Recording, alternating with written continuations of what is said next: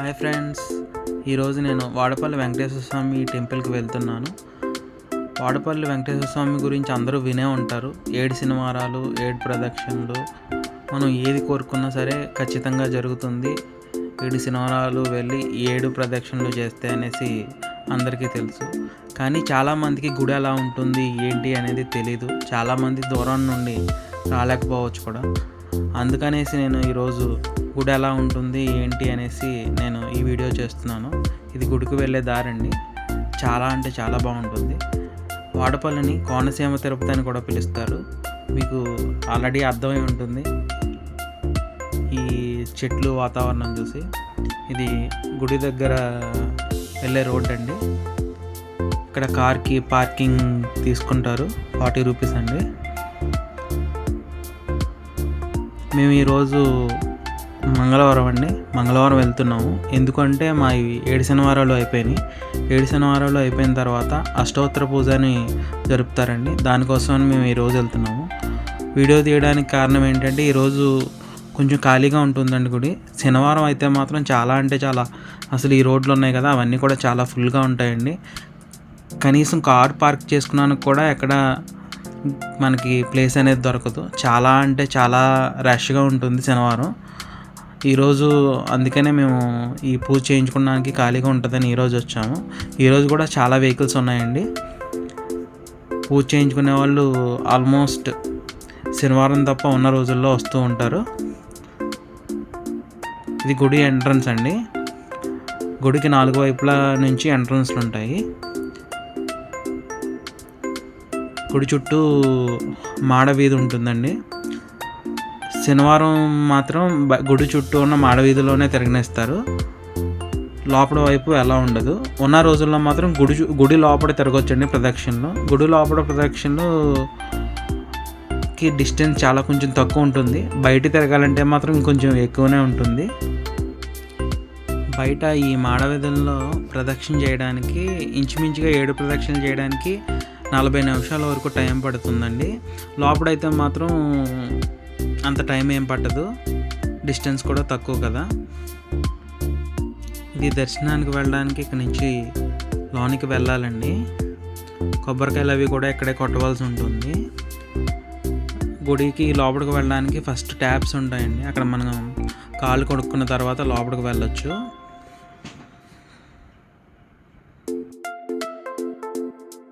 మేము శనివారం ప్రదక్షిణలు చేయడానికి వచ్చినప్పుడు అందరినీ అడిగేవాడినండి ఎక్కడి నుంచి వచ్చారు ఏంటి అనేసి.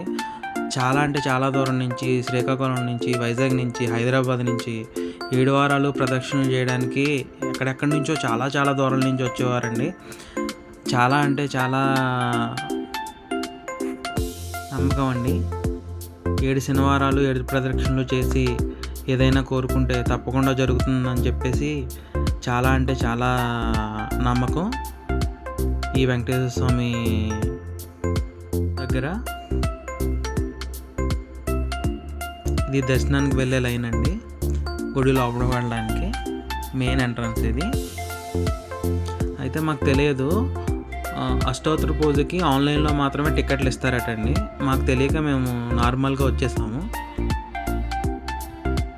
అయితే వాళ్ళు చెప్పారు లాస్ట్ వరకు ఉండండి, ఇన్ కేస్ ఎవరైనా ఆన్లైన్ టికెట్ తీసుకున్న వాళ్ళు రానట్టయితే వాళ్ళ బదులు మిమ్మల్ని పంపిస్తామనేసి చెప్పారు.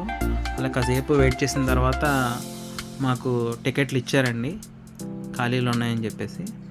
ఇది లోపల ప్రదక్షిణాలు చేసే ప్రదేశం అండి. ఇక్కడి నుంచి స్టార్ట్ చేస్తారు. చూద్దామండి.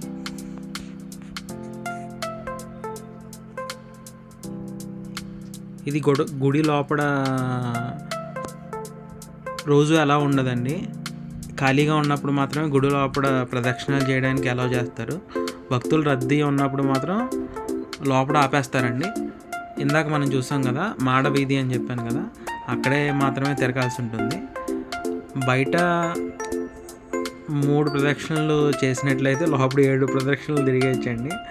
బయట చుట్టూ కొంచెం లెంత్ ఎక్కువ ఉంటుంది.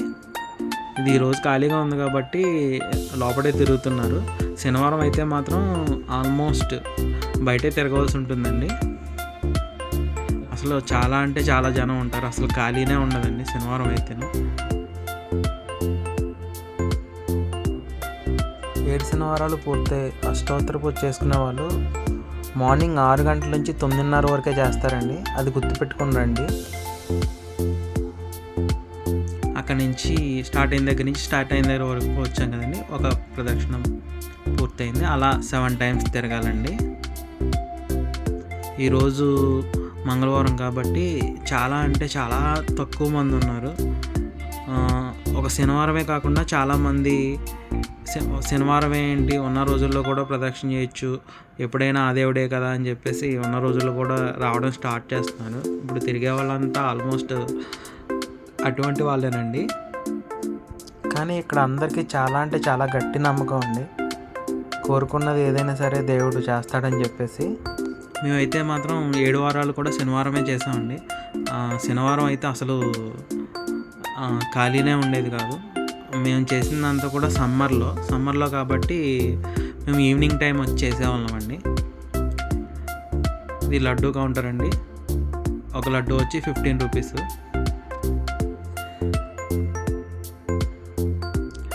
ఓకే, లోపల చూసాం కదా. ఈసారి బయట ప్రదక్షిణ చేసే మాడవీధులు ఎలా ఉంటాయి ఏంటి అనేది ఇప్పుడు చూద్దాం. ఇది ఎంట్రన్స్ అండి, బయట పక్క. ఇది మాడవీధి అండి. సాటర్డే మాత్రం అసలు కనీసం మనకి చాలా అంటే చాలా జనం ఉంటారండి. అస్సలు ఖాళీ ఉండదు. ఈ జనం అంతా మొత్తం ఈ వీధులన్నీ కూడా జనంతోనే నిండిపోయి ఉంటాయండి. ఇలా వెహికల్స్ రావడానికి కానీ దేనికి అసలు ఛాన్స్ కూడా ఉండదు. ఫుల్గా ఉంటారు జనం. అసలు మనం నడవడానికి కూడా చాలా ఇబ్బంది అవుతుంది, అంత ఫుల్గా ఉంటారండి.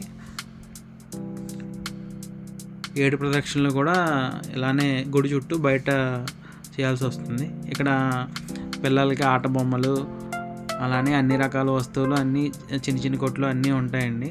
అలాగే చిన్న సైజు నర్సరీ కూడా ఉంది. అన్ని రకాల పూల మొక్కలు, రకరకాల ఫ్రూట్స్ మొక్కలు అన్నీ ఉన్నాయి. ఇక్కడ వెంకటేశ్వర స్వామికి సంబంధించిన రకరకాల ఫోటోలు ఉన్నాయండి. షాపులు ఉన్నాయి, ఏమైనా కావలిస్తే కొనుక్కోవడానికి అన్ని షాపులు ఉన్నాయండి. ప్రతిరోజు నిత్య అన్నదానం జరుగుతుందండి. ఇక్కడ భోజనం కూడా చాలా అంటే చాలా బాగుంటుంది. ఒక్క శనివారం తప్ప మిగతా అన్ని రోజుల్లోనూ ఇక్కడే అన్నదానం జరుగుతుందండి. శనివారం మాత్రం మనం ఇందాక కార్ పార్క్ చేసాం కదా, ఆ ఏరియాలో అన్నదానం జరుగుతుంది. ఇవన్నీ కంపార్ట్మెంట్స్ అండి. ఎదురుగా ఉన్న అన్నదాన భవనం ఫుల్ అయినప్పుడు ఇక్కడ కంపార్ట్మెంట్లో భక్తుల్ని వెయిట్ చేయించి అక్కడ ఖాళీ అయిన తర్వాత ఇక్కడ ప్లేట్స్ ఇచ్చి పంపిస్తారండి. అన్నదాన భవనం కూడా చాలా అంటే చాలా పడుతుందండి. అది కూడా చూపిస్తాను నేను మీకు. భోజనం అయితే మాత్రం చాలా అంటే చాలా బాగుంటుందండి. లోపల మొత్తం సిట్టింగ్ ఫుల్ అయిపోయిన తర్వాత ఇక్కడ మళ్ళీ కంపార్ట్మెంట్లో వెయిట్ చేయిస్తారు. లోపల ఖాళీ అయిన తర్వాత ఇలా స్టీల్ ప్లేట్లో అరిటాకులు వేసిస్తారండి. చూసారు కదా, చాలా అంటే చాలా పెద్దగా ఉంటుందండి. ఒక్కసారి చాలా అంటే చాలామంది భోజనం చేయొచ్చు. ఫుడ్ కూడా చాలా అంటే చాలా బాగుంది. మీరు వచ్చినప్పుడు కూడా తప్పకుండా ట్రై చేయండి. Thank you.